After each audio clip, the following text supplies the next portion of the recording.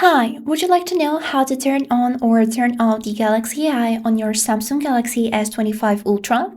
So, the first condition is to use the Galaxy AI, you would need to for sure sign into your Samsung account.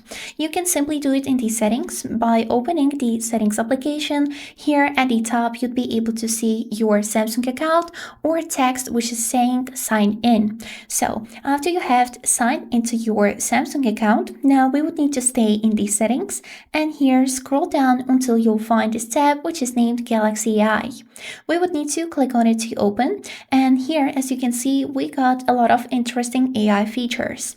And now it really depends if you would like to enable some of them or disable. So to enable or disable the features, we would need to simply go one by one.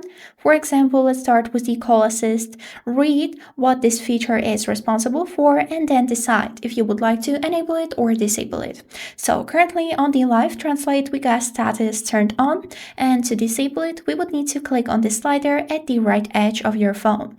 So now when the status is turned off, this feature won't work anymore until you'll turn it on back. So let's go back and take a look on next feature. For example, let it be browsing assist. So here you can see some description about this feature. So I'll click OK. And here you can see that we doesn't have any of the switchers for turn on or turn off, which means that this one is really individual and you would need to find this button to use it so it won't annoy you. And this is basically it. I hope this video was helpful and have a great day.